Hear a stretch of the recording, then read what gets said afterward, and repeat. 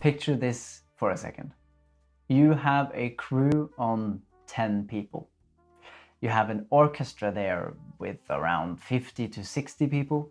You have a band of musicians with 12 to 15 people.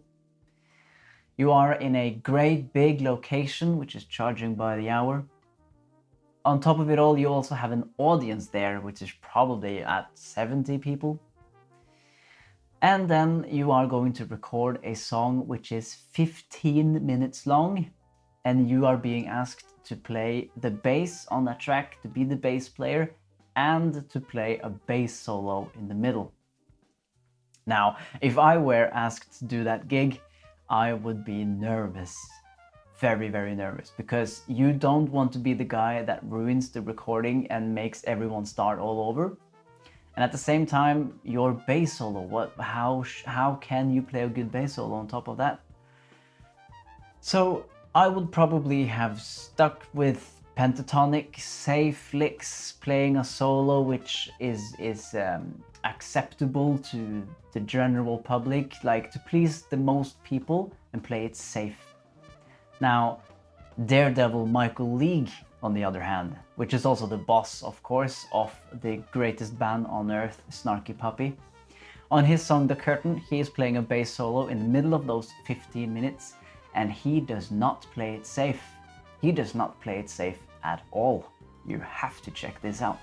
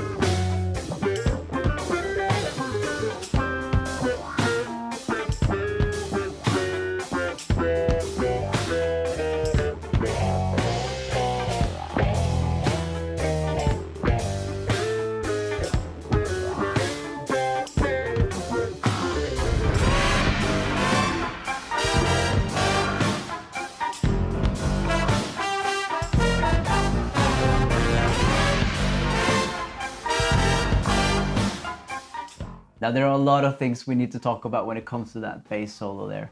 I mean, for the first part, Michael League is such a great bass player.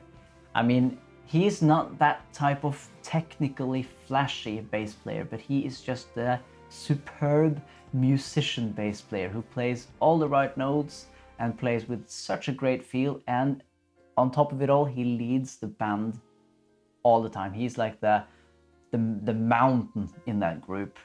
Of course, he is the chief and of that Snarky Puppy band, and I think he's got a record label called Ground Up, and he's releasing music, he's composing, arranging, he's actually also singing. He's just a phenomenal musician, so check out all of his other stuff as well, if you haven't already checked that out. But that bass solo, man, talk about trying out new stuff. And a bass solo, or a solo for that matter, Michael League here proves that it's not all about scales and notes and chords and all that stuff. It's about communication. It's about what message are you trying to prevail with your instrument and with your time in that solo. I am not sure how much of that is improvised and stuff, but he doesn't use scales like a normal person. I think he just literally is using the bass as a communication tool, and just you can see it in his face when he's playing as well. He's really trying to sing and communicate whatever he is playing on that bass. So the notes and the scales that he's using is so out there. I think he's The only thing I want to say is that he is playing the chromatic scale. So he's actually like playing everything and playing every note there is. But as a listener and a bass player myself as well, you're kept on your toes all the time. You keep listening and you're kind of like transformed into this bass solo, and you just try and get what he's trying to say. When it comes to the sound of his bass, he is using some effects on that sound, and I think it actually is starting to become like a signature sound of his when it comes to bass soloing. I think he's more or less one of the few first one who started to use like octave pedals both above and below the note that you're playing on the bass, and then on top of it all, he also has some kind of filter, maybe like an envelope filter or something like that. So it's kind of like this alien type bass sound, which has such a massive impact on the sound. Sounds very much like a synth, and he's like approaching it in a really different way. So he normally plays like a Fender Precision bass and usually has flat wound strings, but you can see Michael play in different setups on different types of basses. So he isn't necessarily a one type of bass kind of guy, but it's more often than not a Fender Precision bass. But like I said in the beginning, imagine being him.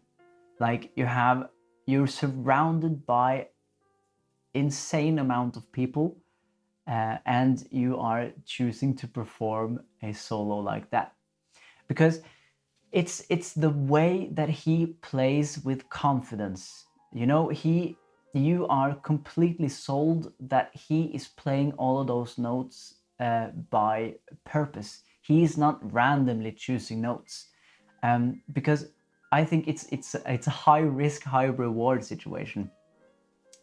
If he would have played that same solo but with a little less convincing, you would get the idea that he is not in control and he is playing random stuff, and that he is not that skilled as a musician.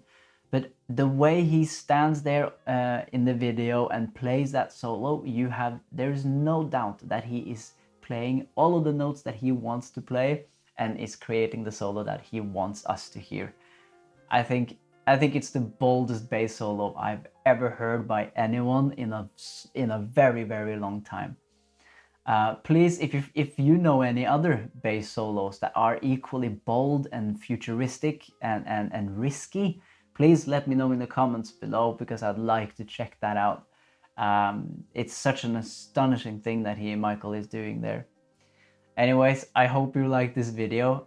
It's short and sweet, but Michael League needs recognition for this solo, and probably all of you guys have heard this solo before, but share it with some other people and enjoy the confidence.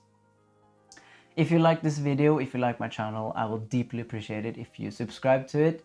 It will help me a lot building this channel called Nothing But Bass, and trying to get the bass players forward and showcase that we are such an important part of music and an important part of the band, and we need some more recognition as a bass player. Anyways, thank you so much. Bye.